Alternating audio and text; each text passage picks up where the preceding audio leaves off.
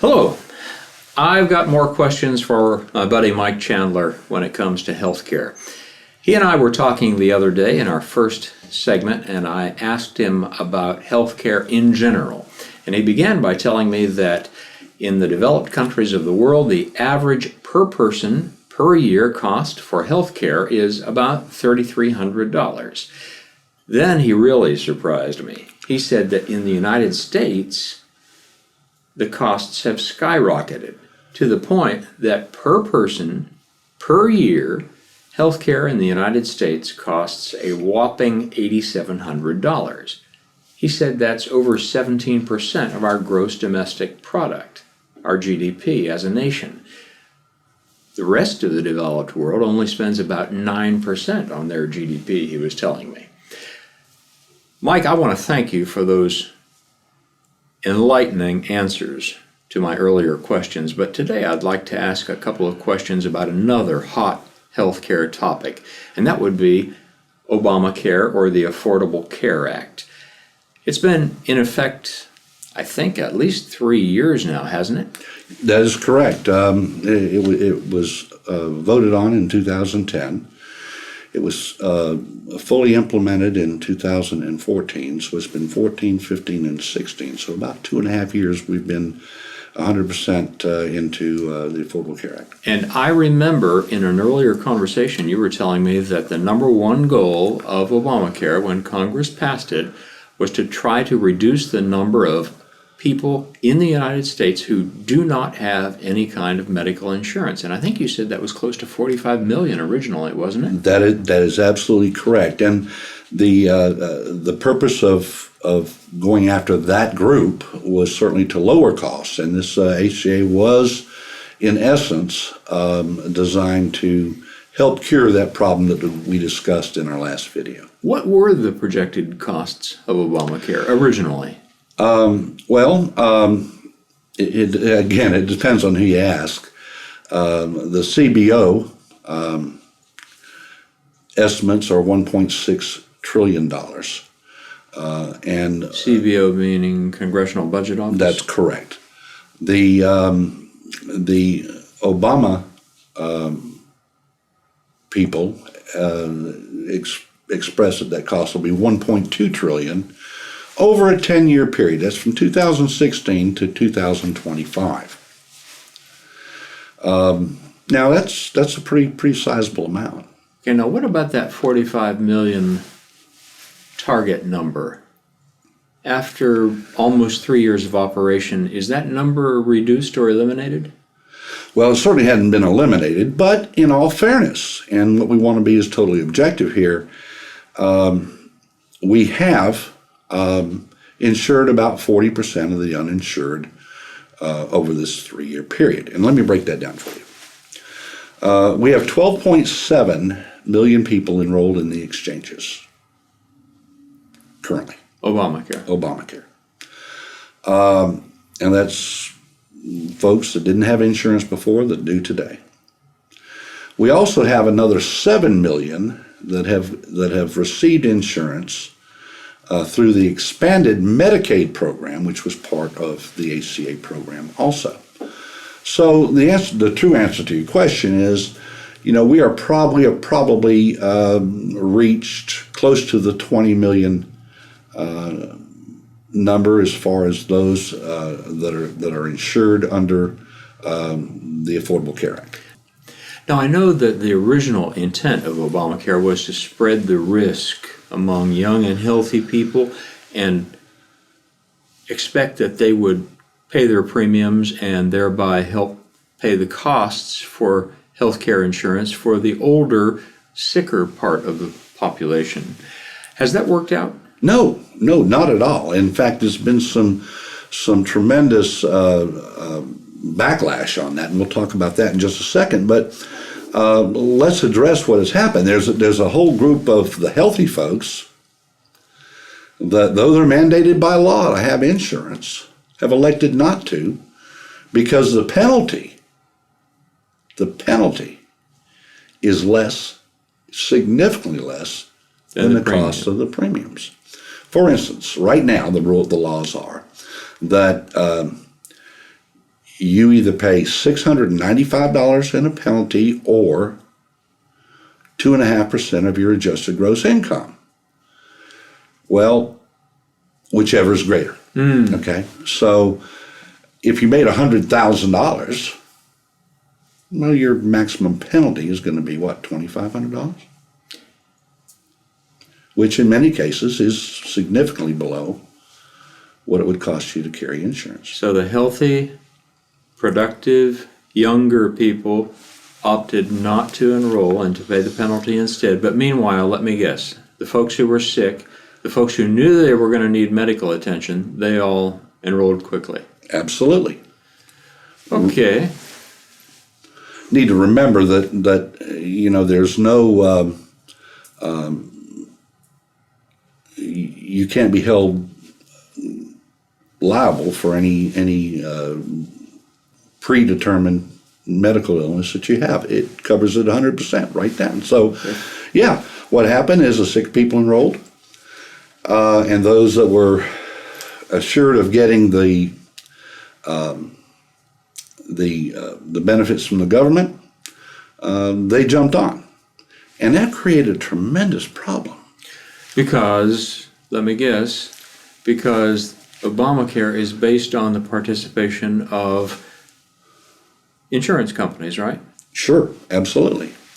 And, and so when the risk is unevenly distributed among the insured population, it's not the government who bears the loss, at least not directly. It would be the civilian insurance companies, right? The private insurance companies. Precisely.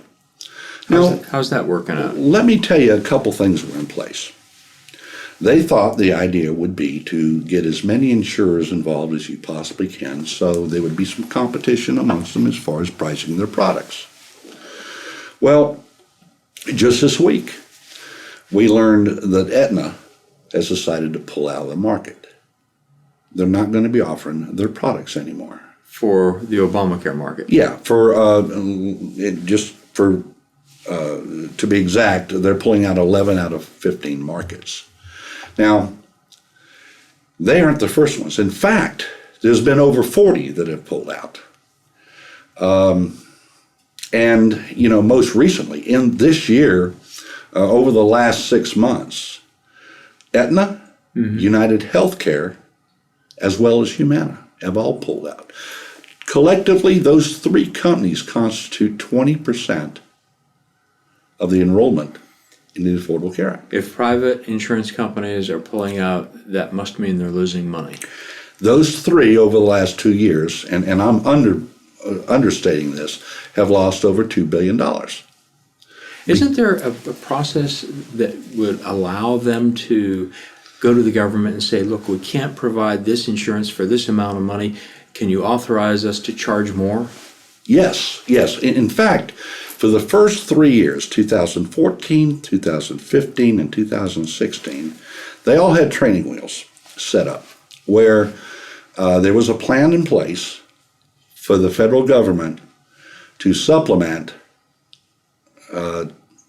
any losses that they should incur over the first 3 years of the plan. Now, the fact is that has not been funded. So they were not able to recoup their losses. And in fact, there's lawsuits pending on that even to this day. But the problem there was Congress was asked to fund this, but part of the congressional deal is that if you pay for this, you have to cut somewhere else, and folks weren't willing to cut somewhere else, so it never got funded. So the short of it is that these insurance companies were carrying the losses. And those losses for the first 3 years, in just those companies that I mentioned, is over $2 billion for the first 3 years of Obamacare. Now, you mentioned some big company names, but what about Blue Cross Blue Shield? Yes, it is sort of interesting. Now, Blue Cross Blue Shield is a giant. Yeah. Okay.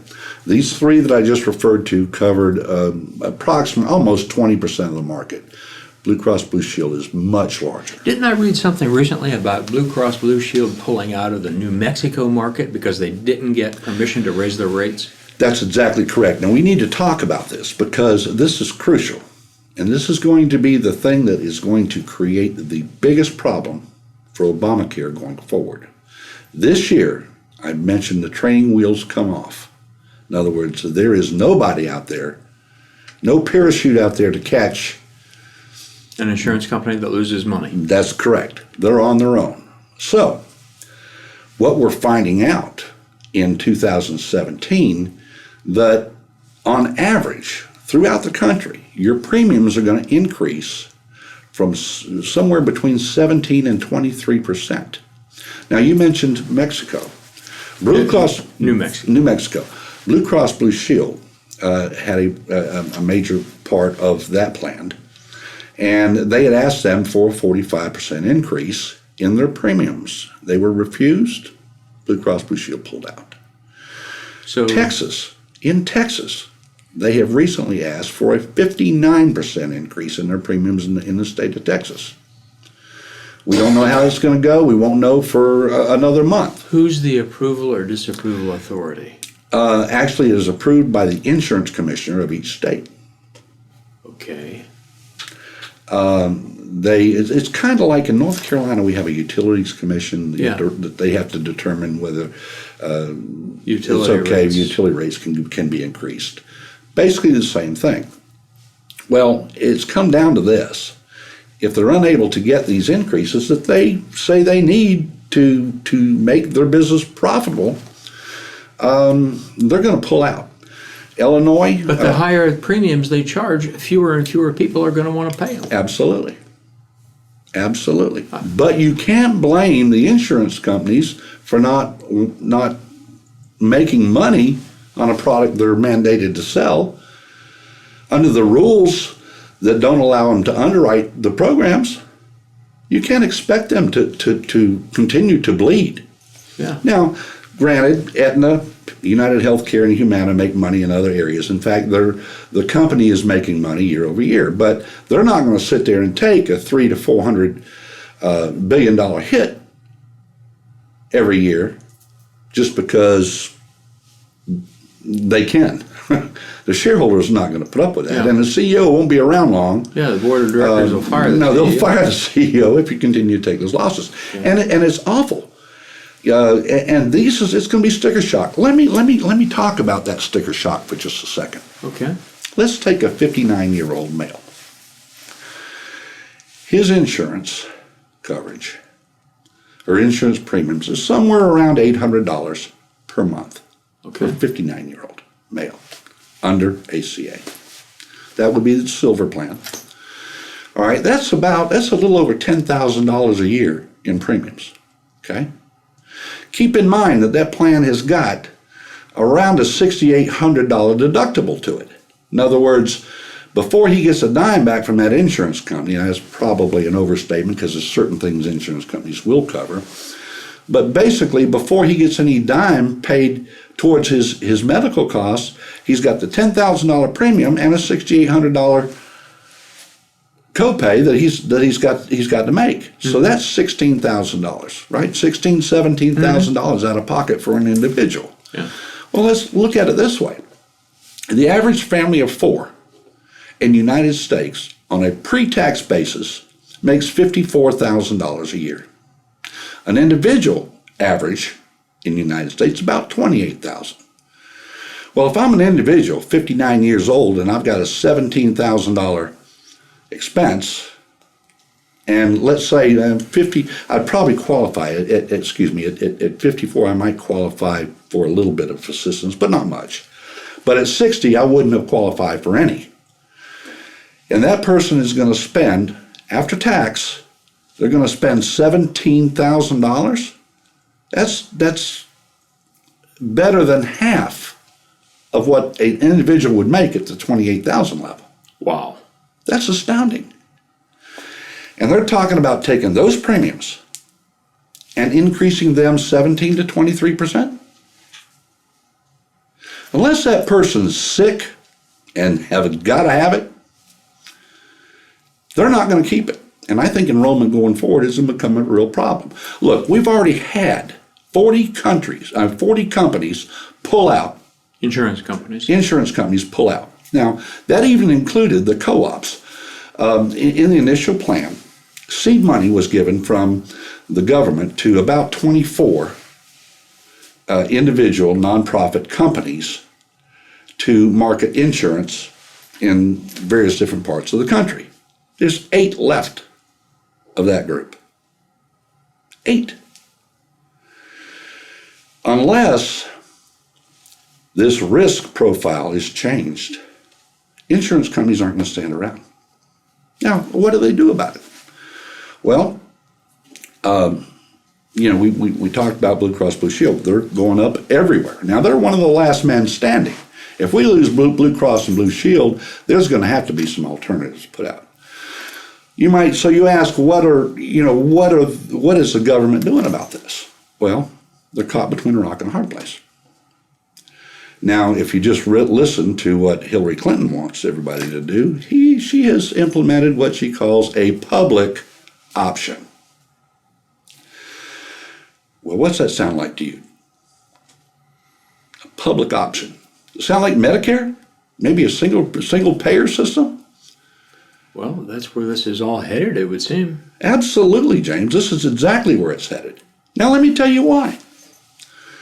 With these layers and layers of bureaucracy, you remember how they used to joke about the 2,500 pages that made up the Affordable Care Act? Mm-hmm. And the question was whether Pelosi had even read it, remember? Mm-hmm. She said, we'll have time to read it later, I think, or something like that. Well, there's a lot of layers and a lot of bureaucracy in there. And there's an awful lot of administration when you're dealing with multiple insurance carriers throughout the country. In fact, here's a statistic that will blow you away.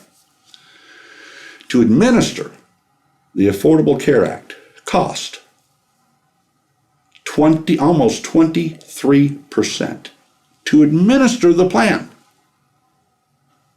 It's pretty astounding. Now, what does that mean? It means almost $25 or $23 out of every $100 you spend on premium is going to towards administration. You know what Medicare runs? What? 2.5% administration manages Medicare currently. Well, I've often said this, and I'll say it again. I really believe that ACA, if we are going to have in this country a national health care program, it's going to have to be a single payer. They can't continue this and get the costs down. And it's going to have to incorporate everybody. It's going to have to be taxed. And let's talk about the taxation. Right now, we spend 2.9% of our income to cover Medicare. Every one of us do. Okay? I have a friend in Australia, and we were talking the other day, and I asked him, I said, Rudy, how do y'all fund your health care program in Australia? Here's what he said. He said, well, it's really simple. He says, if you make $18,000 and over, you pay 2% of your income, and everybody pays it. And it completely funds the medical cost in the country of Australia. Think about this. We pay 2.9% now to cover less than a third of the population that are on Medicare right now. Mm-hmm. If we tried to do that nationwide, that would be an extremely expensive undertaking. Costs would go through the roof.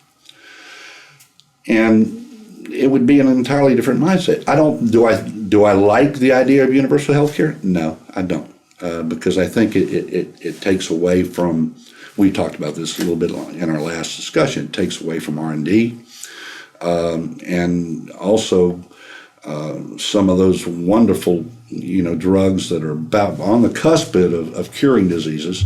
I don't think we'd have if we had a single payer kind of system. But I think that if the American people want affordable health care, if they want a national system, that's what it's going to take, and ACA is not the vehicle to do that. Thank you, Mike. I think you've given me the answer to my question and a lot more useful information beside. Thank you. Thank you very much. I've enjoyed our little chat.